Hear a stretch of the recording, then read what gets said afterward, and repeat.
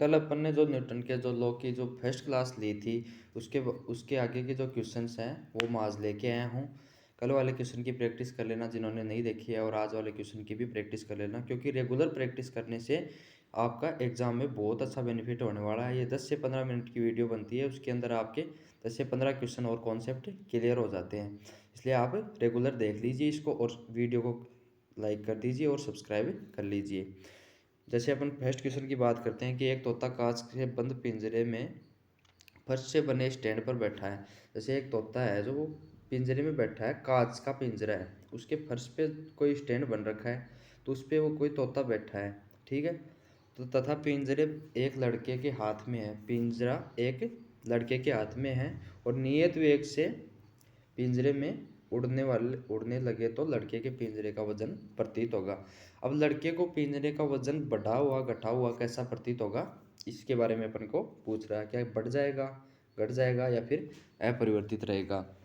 तो अपन इसकी बात करेंगे कि ये अपरिवर्तित रहेगा, बढ़ जाएगा, घट जाएगा। तो इसमें ये क्या होगा, अपरिवर्तित रहेगा। क्यों?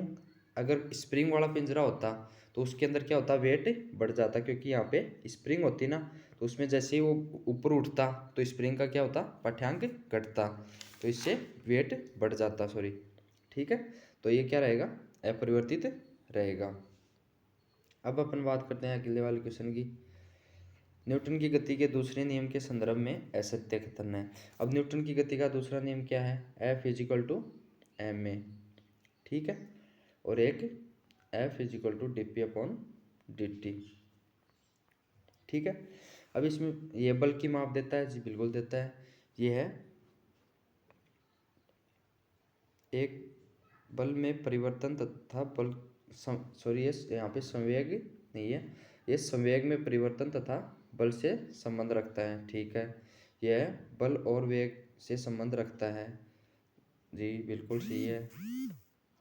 इनमें से कोई नहीं, ये गलत होगा, क्योंकि वेग से कैसे संबंध रखता है, एम ए क्या होता है, वेग में change, m D we upon D t. वेग में चेंज को क्या बोलते हैं अपन, एक्सीलरेशन। ठीक है, इसलिए ये बल और वेग से संबंध भी रखता है, ये यहाँ पे क्या है, संवेग है। ठीक है, एक मोटर गाड़ी की छड़ से डोरी द्वारा एक गेंद लटकाई गई है, छत लटकाई गई है। यदि गाड़ी दाहिने और मुड़ रही है, यदि गाड़ी दाहिने और मुड़ रही है तो वो किस साइड में जाएगा, कहाँ जाएगा, दाईं ओर जाएगा, बाईं ओर जाएगा, या फिर पीछे चला जाएगा, तो वो कहाँ जाएगा, बाईं ओर चला जाएगा। जैसे यहाँ पे किसी गाड़ी के अंदर छत से बंधा हुआ है, तो ये इधर जाएगा या फिर इधर जाएगा। जैसे गाड़ी कहाँ मुड़ रही है, दाहिने ओर मुड़ रही है, तो वो कहाँ चला जाएगा, उसकी अपोजिट डायरेक्शन में चला जाएगा। ठीक है, अगले क्वेश्चन की बात करते हैं। न्यूटन के द्वितीय नियम का दोनों का सूत्र लिखिए। जो दोनों सूत्र मैंने अभी अभी आपको बताया, F equal to M A और F is equal to D P upon D T. ठीक है, एक F is equal to M D we upon D T. ठीक है, ये अपनी इससे बना सकते हैं। आगे वाले क्वेश्चन की बात करते हैं। एक लड़का ट्रेन के डिब्बे में ऊपर बैठा हुआ है, एक लड़का है जो ऊपर बैठा हुआ है, स्टेशन पर रुकने वाली है। लड़का अपने से ठीक नीचे लगभग 2 मीटर की दूरी पर बैठे अपने भाई के हाथ में ऊपर से एक सेव गिराता है। ट्रेन, ध्यान से पढ़ना इसको, कि एक स्टेशन पर रुकने वाली है, रुकने वाली है यानी वेग में चेंज क्या हो रहा है, कम हो रहा है। मैं कल भी एक क्वेश्चन लेके आया था इसके बारे में, और आज भी मैं यही क्वेश्चन के बारे में डिस्कस कर रहा हूँ कि जैसे रुकने वाली है तो उसने ऊपर से सेव गिराया, तो जैसे ही वो रुकने वाली है तो उसका वेग कम हो जाएगा, वेग एक्सीलरेशन कम हो जाएगा, तो सेव कहाँ जाके गिरेगा, आगे की तरफ जाके गिरेगा। ठीक है, त्रिभुजाकार एक बर्तन से भरे पानी में एक वस्तु तैर रही है। त्रिभुजाकार एक बर्तन में भरे पानी से वस्तु तैर रही है, उसको ऊपर से स्वतंत्रता पूर्वक गिराया जाए तो उत्प्लावन बल लगेगा।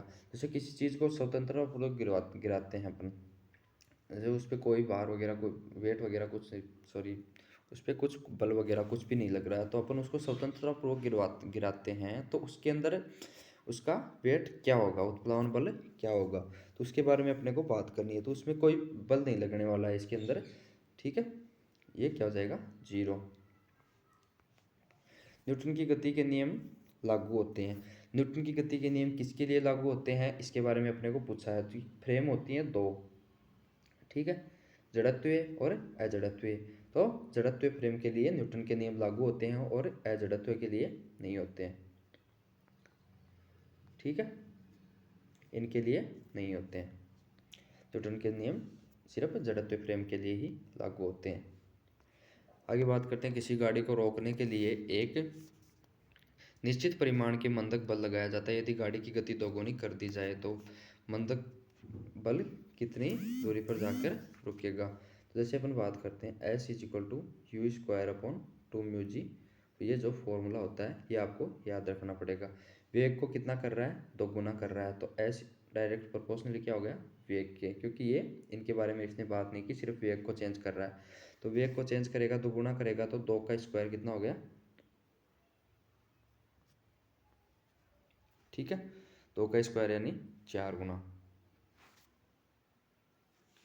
अब आगे बात कर लेते हैं अपन क्वेश्चन नंबर 9।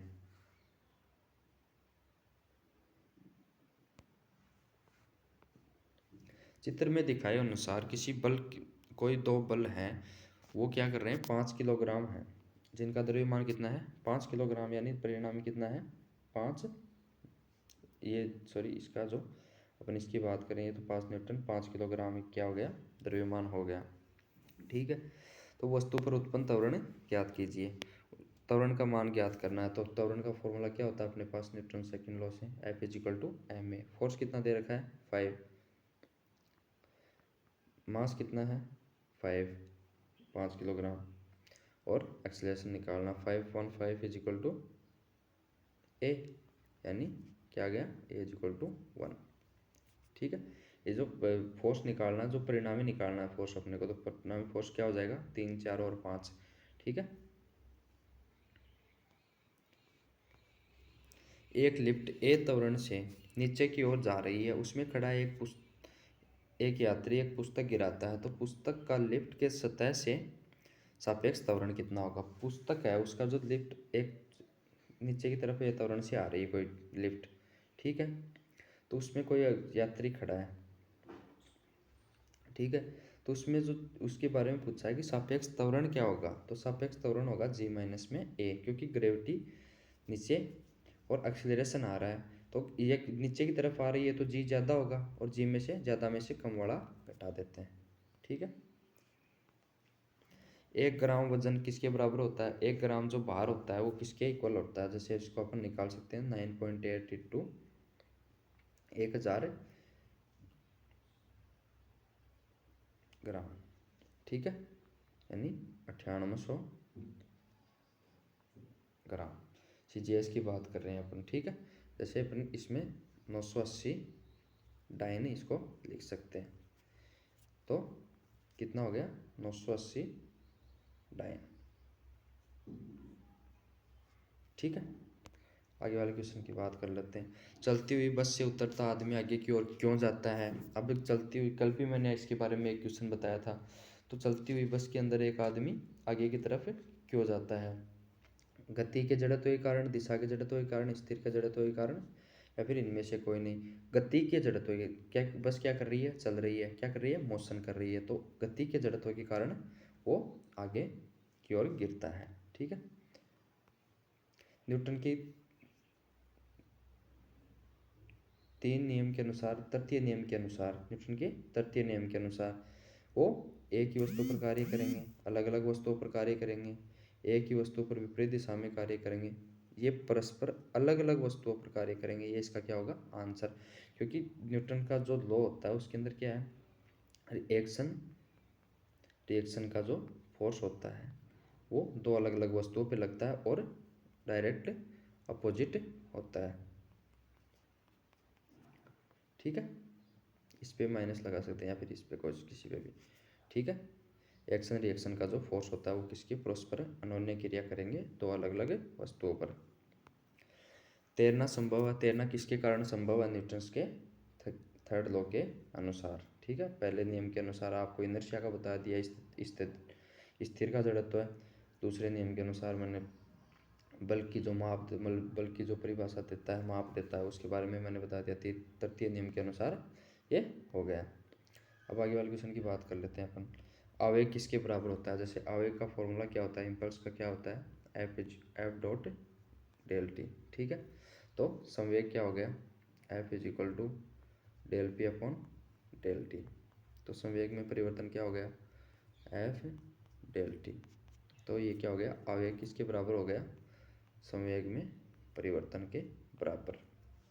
ठीक है, अगर वीडियो अच्छी लगी हो तो लाइक कर दीजिए और चैनल को सब्सक्राइब कर लीजिए, क्योंकि रेगुलर ये प्रैक्टिस सेशन चलता रहेगा पूरी फिजिक्स का, जब तक प्रैक्टिस सेशन कंप्लीट नहीं हो जाता। Thank you.